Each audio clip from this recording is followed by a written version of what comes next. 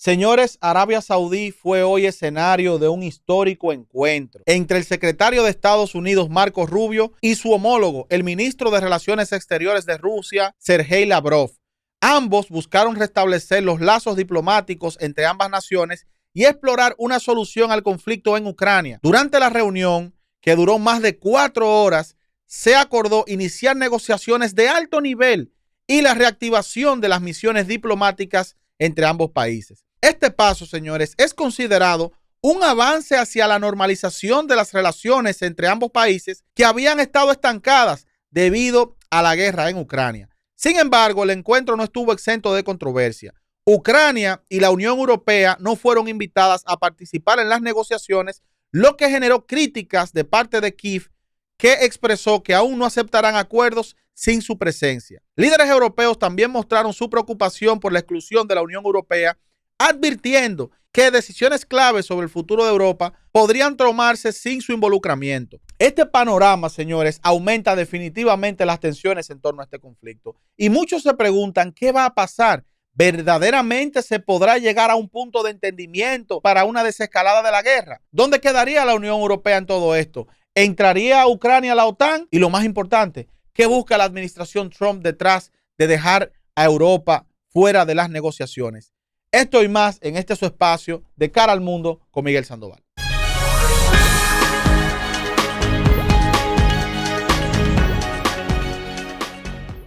Señores, así como escuchan, el día de hoy se estuvieron reuniendo los jefes de la diplomacia norteamericana y rusa, como es el caso de Marco Rubio y Lavrov. Estos tuvieron un encuentro de alto nivel que duró más de 4 horas, señores. Recordar que la última vez que un secretario de Estado norteamericano se reunió con su homólogo ruso fue por allá por el año 2022, como un mes antes de que iniciara esta guerra ucrano-rusa. Y esa reunión en ese entonces fue encabezada por Lavrov, el actual ministro de Relaciones Exteriores ruso, y su homólogo de entonces, Antony Blinken. Eso fue un momento de alta tensión, a punto de iniciar el conflicto bélico que hoy pues ya lleva unos 3 años prácticamente, y hemos visto lamentablemente el resultado del mismo. Pues bueno, la promesa de Donald Trump, o una de las principales promesas de Donald Trump de campaña, fue acabar la guerra de Ucrania en un día. Todos sabíamos evidentemente que esto no iba a ser posible, porque un conflicto de este nivel pues iba a tomar tiempo, pero esto no dejaría que Donald Trump pues no pusiera todo su empeño en materializar esta promesa. Primero, Marco Rubio estuvo haciendo un periplo por toda Latinoamérica, organizando la casa, viendo sus aliados claves, porque habíamos advertido aquí que la administración Trump iba a llegar de manera implacable a Europa, como lo hizo en esa conferencia de Múnich, donde J.D. Vance dio un discurso que encendió las alarmas en el liderazgo europeo. Aquí el punto de inflexión fueron las declaraciones de Donald Trump la semana pasada, cuando hizo pública una conversación con Vladimir Putin de 90 minutos, donde estos hablaron de la formalización de los diálogos con miras a ponerle fin a esa guerra ucrano-rusa. Y lo que más llamó la atención es que en sus diálogos no estaba contemplada la participación de Zelensky en este primer encuentro. Pues esto generó un punto de inflexión. Europa no podía quedar desplazada en estos diálogos, ya que era un actor principal. Y de hecho ya ha habido resistencia, pronunciamientos del mismo presidente de Francia, Emmanuel Macron, la presidenta de la Comisión Europea, von der Leyen, quienes estuvieron manifestándose, señores, y diciendo que era sumamente necesario que sean estos integrados al diálogo como parte de la comunidad europea. Y esto evidentemente saltó a la pregunta: ¿qué había detrás de esta intención de la administración Trump de reunirse directamente con el Kremlin, no incluyendo a uno de los actores fundamentales en este conflicto, como lo es Ucrania? Es decir, dos países que están en un conflicto bélico, armado. Uno de esos actores pues no participa precisamente en los diálogos de desescalada. Pero para poder entender realmente por qué Europa no participó, y sobre todo Zelensky, el presidente de Ucrania, en este primer encuentro, es por una sencilla razón. Y es que el objetivo principal del encuentro de hoy en Arabia Saudita, señores, más que buscar una desescalada en Ucrania o ponerle fin a la guerra, que ya eso evidentemente se había socializado, era el objetivo, señores, de restablecer las relaciones diplomáticas entre Rusia y Estados Unidos. Para nosotros poder entender por qué no hubo un actor diplomático de primer nivel, representante de Ucrania, o en este caso no participó la presidenta de la Comisión Europea como es von der Leyen, o no participó ningún mandatario importante o canciller importante de la Unión Europea. Es sencillo, señores. Es que este primer encuentro, encabezado por Marco Rubio y Lavrov, el objetivo principal es el restablecimiento de las relaciones entre Rusia y los Estados Unidos. Evidentemente, se iban a abordar temas como la desescalada del conflicto, el ponerle fin a la guerra en Ucrania, pero aquí hay que entender algo que va más allá, señores, y es cuál es el objetivo fundamental de Donald Trump. Donald Trump, ese búfalo americano, está detrás de un solo objetivo, y es que Estados Unidos tenga una recomposición del tablero global, retomando el control de zonas claves y aprovechando aún más los recursos sensibles que están haciendo que las economías se desarrollen, por lo que le obliga a desmontar ese camino que llevaba a Estados Unidos, todavía upando ciertas actitudes de guerra fría, dividiendo al mundo en varios ejes, es decir, un eje euroasiático con intereses particulares y un eje norteamericano con sus aliados europeos. Donald Trump está barajando aquí las cartas con sus propias reglas y está poniendo en las condiciones.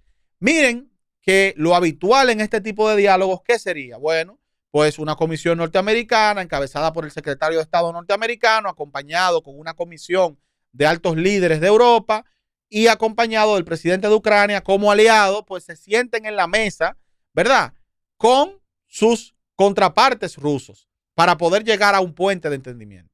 Pero no, Donald Trump envía a sus representantes, envía a su secretario de Estado a reunirse directamente con sus homólogos rusos para que estos creen las condiciones de un encuentro posterior que se va a estar dando en Arabia Saudita entre el mismo Trump y Vladimir Putin. Es decir, Donald Trump no está aquí procurando a esos viejos aliados tradicionales, sino que Donald Trump está directamente de tú a tú hablando con sus adversarios y estableciendo las reglas del juego bajo un lenguaje bastante seductor para Vladimir Putin, tratándolo de potencia a potencia, que es lo que ha estado tratando de hacer Putin desde hace tiempo, ser reconocido como esa gran potencia rusa, esa potencia dominada por los zares rusos de manera histórica que le dio tanta grandeza al Kremlin. Y ese anhelo, evidentemente, pues seduce a Putin, y Donald Trump, como un amo de la palabra y del juego y las negociaciones, pues evidentemente lo está poniendo en práctica.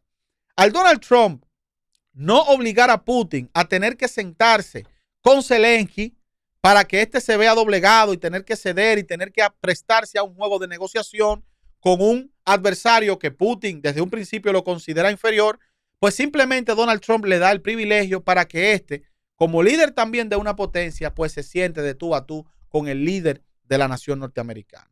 Y estos son los juegos que hay que ir interpretando, hay que ir entendiendo en cuanto a la relación de poder, la geopolítica y el lenguaje diplomático y estratégico. Ahora bien, señores, algo que preocupa bastante es qué va a pasar con este conflicto. ¿Qué va a pasar con esta guerra ucrano-rusa? El Kremlin ha puesto reglas claras, como es el tema de no ceder territorio ocupado ya por Rusia y no permitir que Ucrania forme parte de la OTAN. Evidentemente, Rusia ha sido firme con esto, algo a lo que obviamente la Unión Europea y el mismo Zelensky no están de acuerdo. Y además, ahora con este nuevo ingrediente de que no se le ha incluido en los diálogos en este primer encuentro, pues ha dicho que él no reconoce nada de lo que se dialogue allí si no está presente. De hecho, en París se produjo un encuentro importantísimo posterior a esa conferencia de Múnich, donde el presidente Macron se reunió con von der Leyen y otros líderes europeos para poder, según ellos, buscar una solución a este conflicto ucrano-ruso. Pero, sin embargo, los dos actores fundamentales, como es el caso de Estados Unidos y Rusia, pues están precisamente en Arabia Saudí, ellos buscándole una desescalada. ¿Qué mensaje manda Estados Unidos a la Unión Europea con este accionar? Sobre todo después de esa conferencia que dio J.D. Vance en Múnich y ahora con este encuentro de Marco Rubio y su homólogo ruso en Arabia Saudí. Definitivamente esto ha generado un malestar profundo en Europa. Las relaciones norteamericanas y europeas están bastante fraccionadas y eso lo dio a demostrar el presidente de la Conferencia de Seguridad de Múnich, quien afirmó que tras el discurso de Vance, la base de valores entre Estados Unidos y Europa ya no es tanto en común. Es decir, que los valores que los unían y los principios que los unían ya no eran tan comunes. Al parecer, tenían ambos perspectivas y objetivos distintos. Esto definitivamente, señores, genera un punto de inflexión en las relaciones entre Estados Unidos y Europa. ¿Y cuál es el temor, evidentemente, de ese liderazgo europeo? Bueno, señores, es que el vicepresidente de los Estados Unidos, J.D. Vance, en esa conferencia que se celebró en Alemania, en Múnich, la conferencia de seguridad, prácticamente mandó a apoyar a un partido de extrema derecha en el corazón europeo. Y todos sabemos lo que sufrió el mundo a mediados del siglo XX con esa Segunda Guerra Mundial, donde un partido de extrema derecha, encabezado por el Führer Adolf Hitler, puso al mundo prácticamente de rodillas. Y eso es lo que alega el liderazgo europeo, de que en qué cabeza cabe que Europa precisamente pueda darle paso a expresiones de extrema derecha cuando tenemos un pasado reciente que fue nefasto para el mundo, donde cientos de millones de personas perdieron la vida a través de ese conflicto armado, ese conflicto bélico más importante de los últimos siglos, como lo fue la Segunda Guerra Mundial, y que cambió todo el escenario geopolítico y geoestratégico hasta convertirnos en el mundo y en la sociedad que estamos hoy en día. Obviamente, ese liderazgo europeo va a hacer toda la resistencia posible a las intenciones de esta nueva administración Trump. Europa, señores, se prepara para un momento bastante complicado, bastante oscuro, amenazado por aranceles, amenazado por ser desplazado por los Estados Unidos, o simplemente la regla de juegas mi juego o te saco de él. Respecto a Ucrania, Trump ha fijado una posición bastante clara, bastante implacable. Cómo el gobierno ucraniano, cómo el Estado ucraniano nos va a pagar a nosotros lo que hemos gastado en esa guerra. Y ya ha hablado que esos 500,000 millones de dólares serían cobrados a través de tierras raras, a través de una serie de políticas donde Estados Unidos estaría cobrando el 50% de los ingresos que genere ese Estado para poder solventar esa deuda. Evidentemente, esto pone a Ucrania en una posición bastante difícil. Esto pone a Europa en una situación bastante difícil.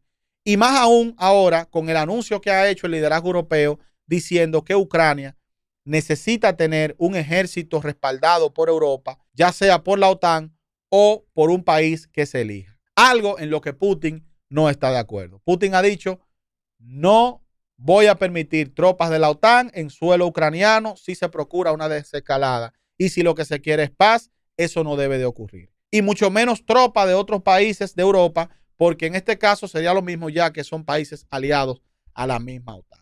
Díganme ustedes en los comentarios, señores, qué opinan en torno a este tema, en un momento donde parecía o donde parece, por un lado, que la guerra ucrano-rusa está llegando a su fin, pero por otro, se elevan las tensiones en Europa y la resistencia del gobierno ucraniano de acceder a los términos de Rusia y el accionar de los Estados Unidos es cada vez más evidente. Le invito a que compartan este contenido, a que nos den like, a que puedan socializar, señores, respecto a este tema y que nos digan qué les parece ese accionar de Donald Trump. Yo les diría, señores, yo a la administración Trump le exhortaría que la observen con bastante cuidado para que no se vayan con el amague, para que no se vayan con el swing, como dicen, ante los picheos implacables en el béisbol de un buen pitcher.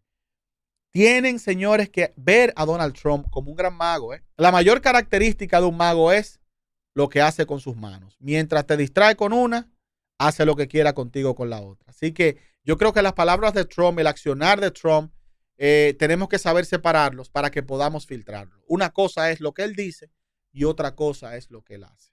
Si bien dijo que va a desescalar y que va a ponerle fin a la guerra de Ucrania, no necesariamente iba a ser bajo los términos que quería Zelensky. Ni siquiera va a ser bajo los términos exactos que quiera Vladimir Putin. Va a ser bajo los términos que Estados Unidos salga mejor beneficiado.